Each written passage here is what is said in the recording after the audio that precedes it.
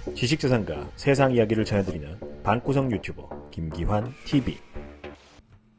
네, 안녕하세요. 김기환 TV의 김기환입니다. 저자직감 문득 떠오른 내 아이디어 돈이 될 수 있을까? 그 30번째 시간이고요. 이게 마지막 강의입니다. 예, 30번째 시간. 그동안 이제 림스라든지 여러 가지 기법들을 통해서 만들어낸 이 아이디어 사업화하는 단계에 대해서 대략적으로 디테일하게는 다른 강의, 다른 영상 통해서 이제 또 상세하게 강의를 해드릴 거고요. 이번 시간에는 이제 마지막으로서 어떻게 방법을 꾸려 나갈 수 있는지, 대략적인 방법들, 어떤 길들이 있는지 좀 소개를 해드리겠습니다.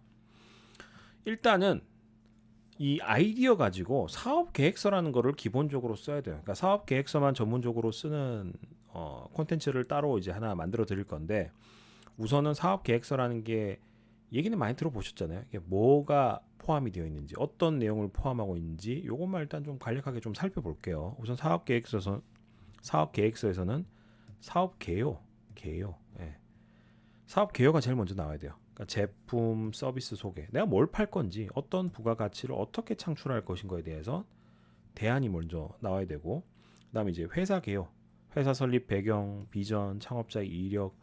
요즘 스타트업도 그렇고 이 창업자의 이력을 굉장히 중요시 여깁니다. 예, 이 개인기 스타트업 같은 경우도 그렇고 이제 돈을 끌어와야 되고 이 대표의 개인기에 의해서 갈리는 게 좀 많다 보니까 대표의 이력, 가치 뭐 이런 것들, 파트너 등 인력 구성 이런 거 굉장히 중요시 여겨요. 그래서 스타트업 같은 경우는 핵심 개발자가 없으면은 투자받기 어려울 수도 있습니다. 요즘 트렌드상 개발자가 너무 귀하다 보니까 이런 거 좀 참고하시면 될 것 같고요. 그다음에 이제 제품 서비스는 팔려는 제품, 서비스와 소비자의 효용, 강점. 그러니까 내가 팔려는 게 뭔데, 이게 차별화 포인트가 뭐고, 남들하고 어떤 비교를 했을 때 이게 강점이야. 이게 좀 설명이 명확하게 딱 떨어져야 되고, 그다음에 시장 환경 분석. 이것도 이제 그 마케팅 관련 제가 이제 자료들 STP라든지 뭐 삼시 분석이라든지 이런 콘텐츠에서도 다루고 있지만 시장 규모와 환경, 전망, 소비자 트렌드, 경쟁사 등 위험 요소. 그러니까 주로 이제 뭐 수압 분석, 삼시 분석, 그다음에 STP 뭐 이런 것들 들어간다. 마케팅적인 기법들 들어간다. 이해를 하시면 되고요. 사업 운영 계획. 그래서 장사를 실제로 하면 공장에서 찍어내야 되고 이거 어떻게 할 건데? 제품 개발 어떻게 할 거고? 생산 어떻게 할 건데? 이거 뭐 네가 공장 차릴래?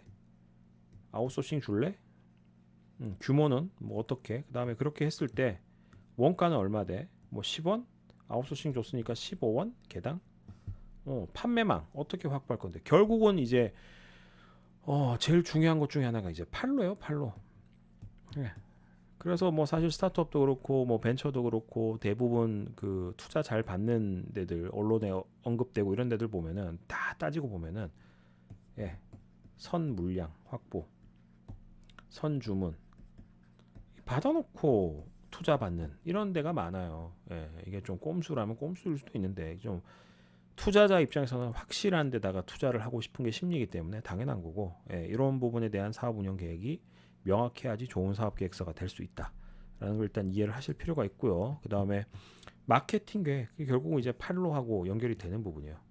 팔로 영업 지원 어떻게 할 거냐, 홍보 마케팅 전략 수립, 홍보 채널별 유효 노출도 분석 뭐 이런 상세한 것들, 뭐 디테일한 것들, 우리는 어디에 뭐 집중하겠다 이거 나와야 되고 그 다음에 재무 계획, 재부 현황, 비용 계획, 자본 관리, 앞으로 2, 3년 매출 전망. 그러니까 돈을 어떻게 돈이 얼마 필요한데 이거 어디에 투자나 비용 처리하고 그래서 첫 해는 뭐 적자 볼 거고 2, 3년에 매출 얼마까지 끌어올리고 잘하면 손익도 뭐 BEP를 맞출 수 있을 것 같다. 뭐 이런 이제 그래프 그림이 나와야 돼요. 숫자상에. 그다음에 투자금 사용 계획. 이게 이제 뭐 크라우드 펀딩에서도 이거 되게 중요하게 여기는데 돈 받은 것도 뭐 할 건데 네가 삥땅 칠 거야?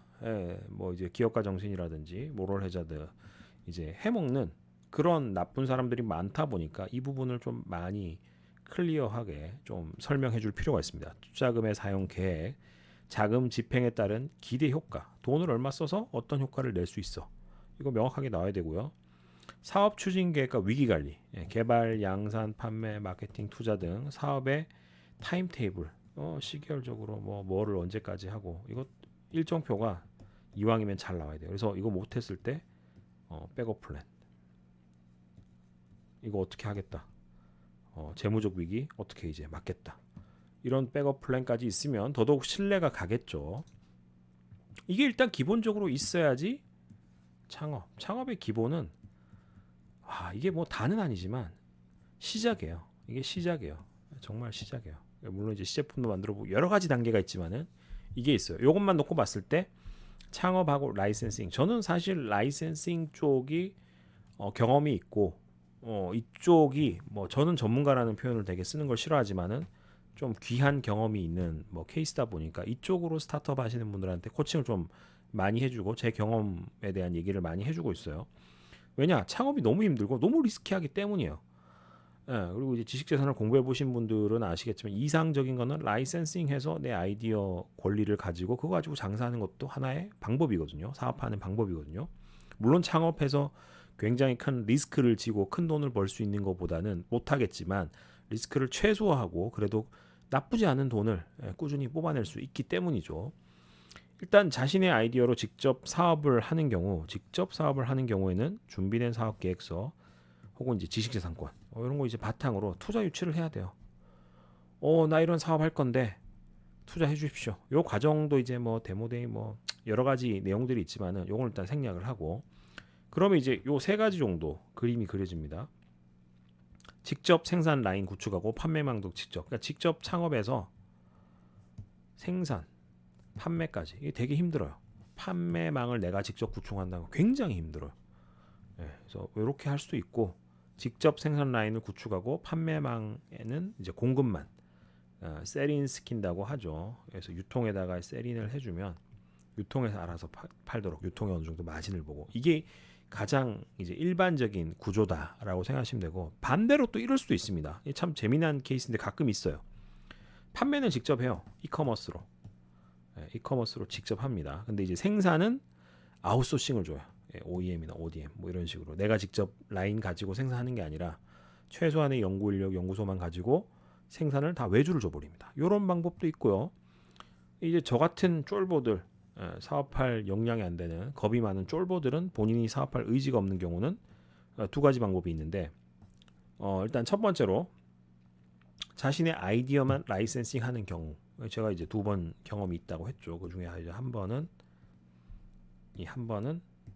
큰 돈 받아서 차 샀어요. 벤츠 샀어요. 요 경험이 있고 또 하나는 이제 사업성 검토까지 제가 하는 겁니다.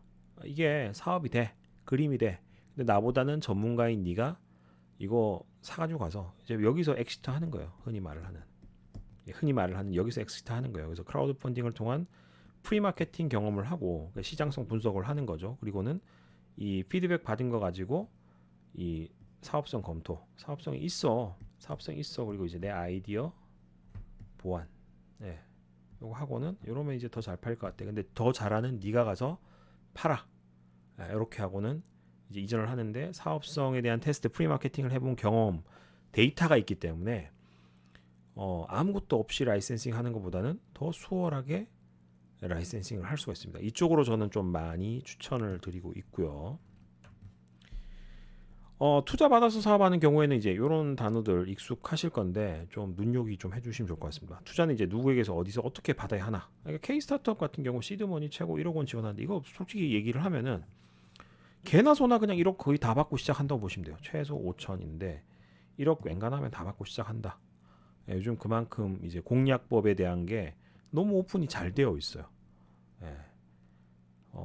뭐 요거는 뭐 당연히 받고 눈먼 돈이 너무 많고 아직까지도. 그리고 이제 VC 주간 행사에서 사업계획서 PT 통한 투자금 확보하는 거 이게 사실 중요해요. 민간 투자 이게 중요한데 그 누적 투자금 수준에 따라서 이제 등급이 분류됩니다. 이제 시드, 프리 A, 시리즈 A, 시리즈 B, 시리즈 C 그러고는 보통 상장 IPO를 하죠.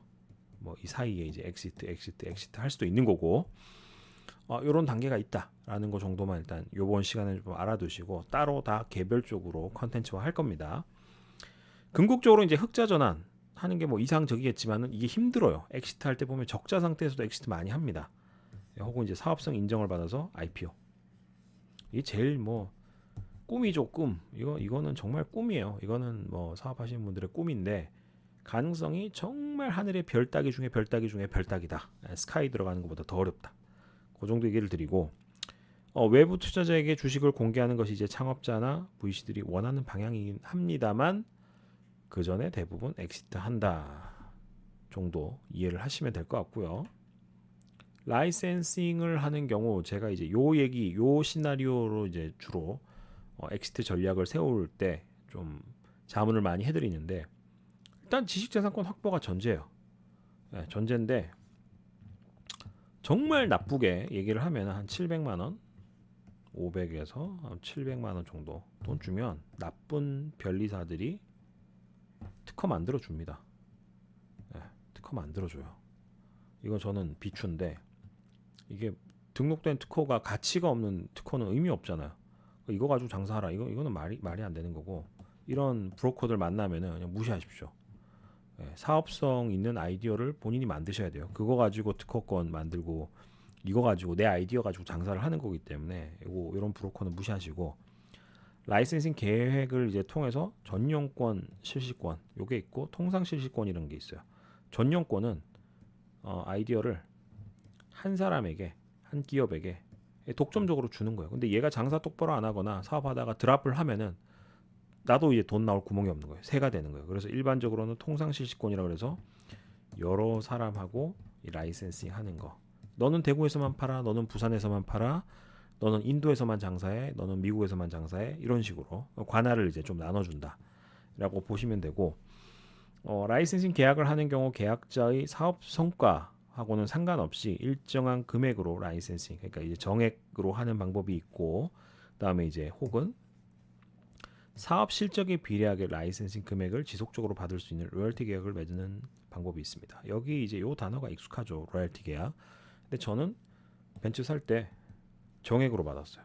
너무 몰랐기 때문에 억 하는 돈을 한번 딱 받고 그냥 끝냈는데 그렇게 하시면 안 됩니다. 그러니까 이제 통상적으로는 이제 계약금 정액으로 일부 받고 러닝 로열티 계약을 한다. 근데 이거를 한 사람하고만 하는 게 아니라 통상 실시권으로서 일대 다수랑 최대한 많은 이들이랑 이런 계약을 해야지 내 아이디어를 최대한 많이 팔아먹고 최대한 많은 수익을 올리고 내 주머니에도 인마이 포켓 할 수 있는 돈을 많이 가져다 주겠죠.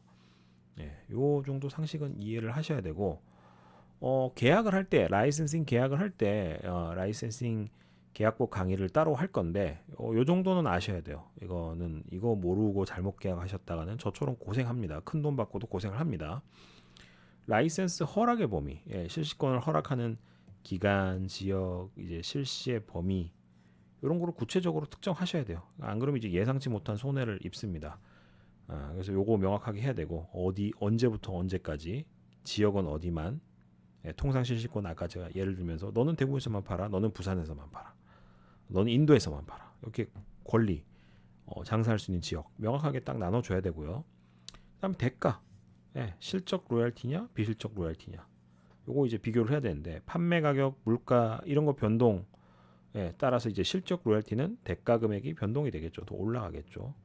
근데 반대로 장사가 안 돼서 가격을 떨어뜨린다. 가격을 떨어서 판다. 그러면 이제 그만큼 떨어질 거고 비실적 로열티는 그동안 투자했던 비용 내가 이거 연구한다고 특허 낸다고 고민 많이 했을 거 아니에요. 사람 많이 만나고 뭐 커피도 많이 마시고 그런 최소한의 경비 등은 회수할 수 있도록 안전장치 수준으로 이거를 측정을 해야 된다라고 팁을 드리고 싶고 기술지도 조항이라는 게 있습니다. 이게 골 때리는 건데 이거 잘 아셔야 돼요. 기술지도 조항 때문에 제가 고생을 꽤 했어요. 이거 뭔지도 모르고 큰 돈 준다 그래서 그냥 덥석 사인을 했다가 굉장히 고생했는데 라이센싱한 기술이나 아이디어를 제대로 구현, 사업할 수 있도록 지원해줘야 된다. 이게 사업 될 때까지 지원해줘야 된다는 조항인데 이게 주로 어디에서 어떻게 몇 차례 정도 지도할지 명확한 게 필요해요. 제가 이거 정말 고생했던 게 한 1년 동안 거의 주말마다 이 계약했던 회사 가서 개처럼 일했습니다. 진짜 이 회사 직원처럼 일했어요. 이거를 모르고 그냥 이제 될 때까지 지원한다, 무상으로 지원한다, 뭐 이런 식으로 이제 계약을 했다 보니까 정말 바보 같은 짓이었는데 이거 잘 아실 필요가 있고 보통 몇 회까지는 서비스로 이렇게 해줍니다. 큰 돈으로 주로 이제 계약을 하면 할수록 그리고 이제 그 이후 몇 해 이후부터는 추가 비용에 대해서 내가 출장을 가거나 예를 들어서 창원을 간다. 예를 들어서 거제도 간다. 그러면은 뭐 숙박도 해야 될 거고 밥도 사 먹어야 될 거고 그런 비용 다 받으셔야 돼요. 계약서상에 이거 명확하게 하셔야 됩니다. 이것 때문에 제가 굉장히 고생했기 때문에 팁을 드리는 거고요. 그 다음에 계량 기술 조항이라는 게 있습니다. 이게 뭐냐 하면은 계량에 관한 특허 취득한 경우 계약자는 계약 기간 중 본 계약 조건에 따라 지식재산권에 대한 무상의 독점적 권리 취득. 이게 무슨 말일까 할 건데 제가 아이디어 A를 냈어요. 누군가에게 이제 B에게 아이디어 A를 계약을 했어요. 이 사람은 열심히 연구 개발을 할 거잖아요. 사업하기 위해서 출시하기 위해서 출시 준비하고 있는데 그 사이에 제가 A-2라는 아이디어를 여기서 업그레이드를 했어요. 이 아이디어에서 이거보다 고도화된 거잖아요. 이거를 C에게 계약을 해버려요. 그러면은 이게 시장에 나온들 C가 훨씬 더 좋은 거를 판매를 할까? 얘가 훨씬 유리하겠죠. 그럼 얘는 완전 물 먹는 거잖아요. 그걸 방지하기 위해서 나는 계약을 A하고 했지만은 여기서 업그레이드된 버전이 나오면은 무상으로 이거 갖다 쓰겠다. 오케이. 이것까지는 내가 허락해 줄게. 이렇게 계약하는 거고요. 마지막으로 부쟁의향 조항이라는 게 있습니다. 부쟁의향. 이게 이제 계약을 해서 하다 보면은 얘 아이디어 기술이 굉장히 특별한 줄 알았는데 알면 알수록 허접하더라. 구멍이 많더라. 이런 걸 알 수가 있어요. 예, 유효성에 대해서 이제 다투지 않을 의무. 아씨 이거 특허청에 꼰질러 가지고 권리 취소시키라고 막 이렇게 압박을 할까? 아니면 딴 사람한테 시켜서 권리 취소하도록 신고하라고 할까? 뭐 이런 짓을 많이 했었습니다. 예, 그거 이제 안 하도록. 계약하기 전에 최대한 오픈한 정보 가지고 우리 계약했으니까 계약에 최대한 충실하자. 좀 허점이 있고 문제 있는 거 감수하자. 예, 그게 이제 포함이 되는 게 부쟁의향 조항입니다. 일단 라이센싱 할 때 뭐 요 정도는 아셔야 되고 라이센싱 특강 시리즈로 또 나갈 테니까 그거 상세하게 참고를 해주시면 될 것 같고요. 예, 그동안 이제 문득 떠오른 내 아이디어 돈이 될 수 있을까? 강의 버전으로 이렇게 해드렸는데 이게 또 이제 PPT 보고 이렇게 강의 버전으로 읊어드리는 게 머리에 더 잘 들어온다, 도움이 더 된다 하시는 분도 있고 이거를 또 어떤 분은 쇼츠 버전 좀 캐주얼하게 제 이제 페이스 투 페이스로 얼굴만 나오는 걸로 스토리텔링 버전으로 이제 또 풀어달라는 분들이 있어서 좀 더 이제 다양한 버전으로 계속해서 이 문득 떠오른 내 아이디어 돈이 될 수 있을까의 저자직강을 이 내용을 좀 다른 식으로 또 풀어서 계속해서 연결해 드리도록 하겠습니다. 발명의 대중화 아이디어 여러분들이 쉽게 내실 수 있는 그날까지 김기한 TV에서 최선을 다해서 도움 드리도록 하겠습니다. 감사합니다. 지금 바로 김기한 TV 멤버십에 가입하여 발명가 지식재산 대중화에 함께하여 주십시오.